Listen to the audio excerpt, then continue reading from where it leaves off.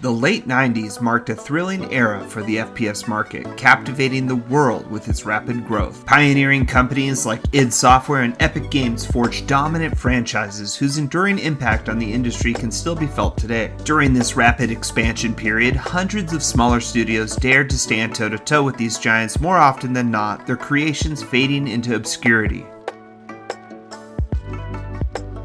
Amidst this wild frontier of gaming, there were studios that birthed unlikely underdogs, earning fame for an entirely different reason. Their quirky and offbeat nature transformed them into gaming world memes before memes were even a thing. In today's video, we will cover 3 of such games that have achieved cult status within the gaming industry and against the odds were able to achieve a modicum of success. The third game in particular left me utterly flabbergasted, as I could scarcely believe it was a game until I experienced it firsthand. So let's get into it. The first game on the list is probably the one that is best known, and that is the game Chex Quest by Digital Cafe, published by General Mills. Chex is an American breakfast cereal introduced in 1937, and wanting to reinvigorate their brand, General Mills commissioned Digital Cafe to make a Chex video game. There was a limited development budget, and this meant that rather than create a game from scratch, Digital Cafe licensed the outdated Ultimate Doom engine and made Chex Quest, a total conversion of Doom. The only thing retained from the original Doom was the gameplay, which meant that Chex Quest was actually a Doom clone, and because of this, it was actually kinda good. All textures, sounds, levels, enemies, etc. were completely replaced, and embracing the humor of Chex Quest basically being Doom was a huge key to its success. So you play as Chex Man from Chex Squadron, battling aliens called Flemoids across 5 levels. As it is a family-friendly game, you have Zorchers instead of guns, and you kill Flemoids by teleporting them away. The bloodied bodies and the twitching torsos from Doom become the goo-covered cereal pieces and the cereal victims twitching to extract themselves from the goo in Chex Quest. The health meter represents the Chex Man's ability to move, with 0% representing being completely covered in slime and unable to move. The picture of the Chex Man in the status bar display becomes progressively more coated in slime as opposed to bleeding like Doom Guy's face. The promotion was a huge success for General Mills, who gave away 5.7 million CDs and backed it up with TV advertising. This tripled the sales of the cereal, and General Mills won several marketing awards, such as the Golden EFFIE Award for Advertising Effectiveness in 1996, and the Golden Reggie Award for Promotional Achievement in 1998. Chex Quest also gained a huge cult-like following, and there was surprisingly quite a demand for more games. Chex Quest 2 Flemoids Take Chextropolis was released in 1997 and was made free to download from the Chex website. Chex Quest 2 was rushed to completion, and consequently the level design and the progression notably suffered, however it was still a success. Chex Quest 3 was created in 2008 using the Z-Doom engine and was created and released as a service to its fans. The HD remaster of the original Chex Quest using the Unreal 4 engine was released on Steam in 2020 with the permission of General Mills. And yes, I absolutely did play it for this video. Not only does it have versus mode and co-op, but it now has 6 playable characters, achievements, and voice acting. And it's free on Steam, so you might as well go check it out. Yeah, but who knew a game about a cereal man teleporting gooey aliens away would be a cult success?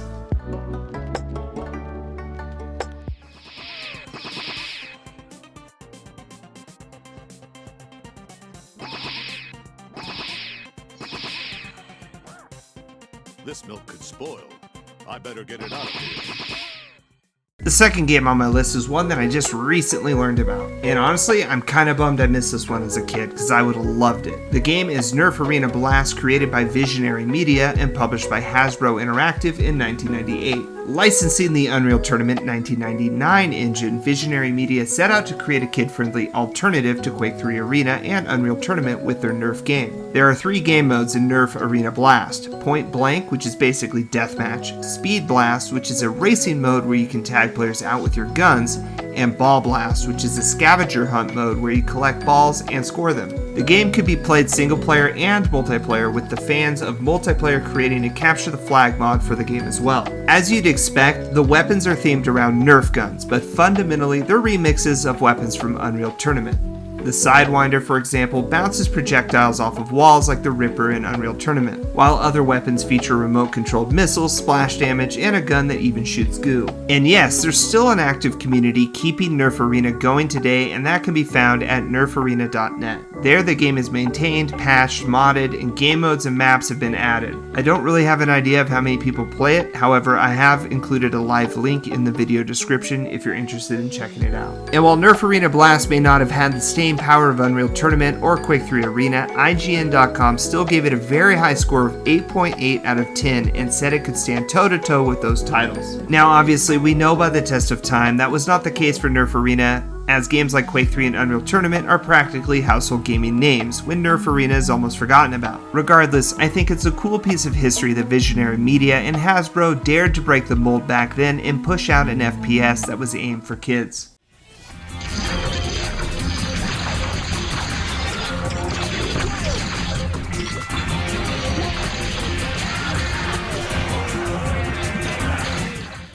Now our third and final entry had a rather surprising target audience, quite unlike what you might anticipate. Yet what makes it even more intriguing is its unexpected origins and its transformation over time. The year was 1994, and Wisdom Tree unveiled Super 3D Noah's Ark for the Super Nintendo, a game deliberately aimed at the Christian community. However, the game's inception was far from what you might guess. You see, initially, Wisdom Tree wanted to make a licensed adaptation of the movie Hellraiser, a personal favorite of Wisdom Tree's founder, Dan Lawton. Wisdom Tree had acquired the rights to Hellraiser at the cost of $50,000, and obtained a coveted license for the Wolfenstein 3D game engine from id Software. Envisioning a perfect fusion of the film's mood with the intense, fast-paced action of Wolfenstein, they set out to create their game. However, numerous hardware challenges surfaced, leading to the eventual abandonment of Hellraiser's game concept.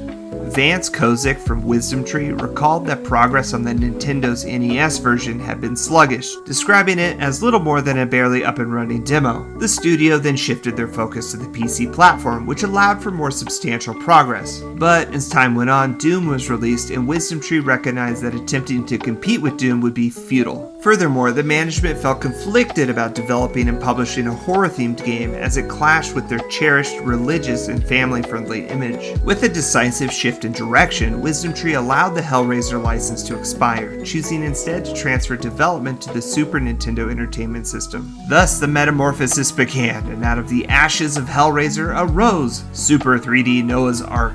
Quite the contrast. Yet faced with more hurdles, Super 3D Noah's Ark was forced to find its niche in the Christian bookstore market, rather than enjoying an official release on Nintendo, as Nintendo had strict regulations against releasing games with religious symbols. And so while it didn't achieve widespread commercial success, the game's uniqueness and scarcity have since made it somewhat of a collector's item. It was released for MS-DOS operating systems a year later in 1995, and in 2015 the game was released on Steam, which is how I played it for this video. A popular rumor claims that id Software licensed the Wolfenstein 3D engine to Wisdom Tree in retaliation against Nintendo for the content restrictions Nintendo placed on the Super NES version of Wolfenstein 3D. In actuality, Wisdom Tree offered id Software very lucrative terms for the Wolfenstein 3D game engine, which id regarded as a great deal considering they thought the engine had already outlived its usefulness, aka Doom was around the corner. But in any case, id has since squashed the rumor, stating they've never had any problems with Nintendo in the first place. The gameplay of Super 3D Noah's Ark is aimed at younger children, but the game plays exactly like Wolfenstein 3D, but the textures have all been changed to reflect a non-violent theme. Instead of killing Nazi soldiers in a castle, the player takes on the part of Noah, who wanders the Ark using a slingshot to shoot sleep-inducing food at angry, attacking animals in order to render them unconscious. The animals all behave differently. Goats, the most common enemy, will only kick Noah, while the other animals such as sheep,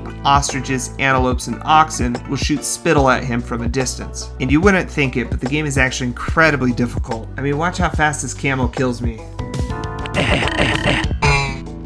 So yeah, anyways, just like Wolfenstein 3D, Noah's Ark includes secret passages, food, which is treasure in Wolfenstein, weapons, and extra lives, as well as secret levels and shortcut levels as well. The player eventually comes across larger and more powerful slingshots, and flings coconuts and watermelons at larger boss-like animals such as Carl the Camel that I just showed you, or Melvin the Monkey.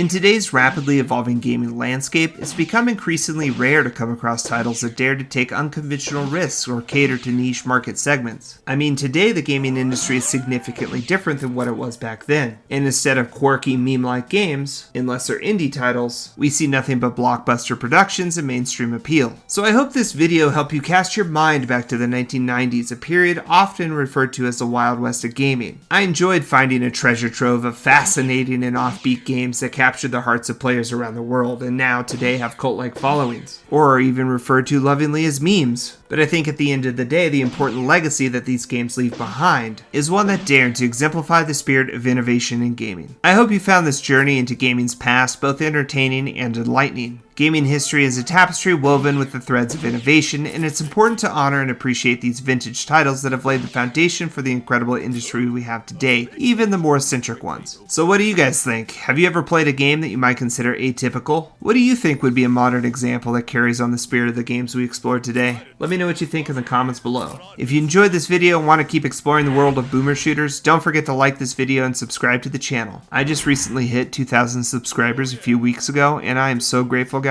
So thank you so much for the support and checking out my stuff. I'm SaltyOctopus, and I will see you next time.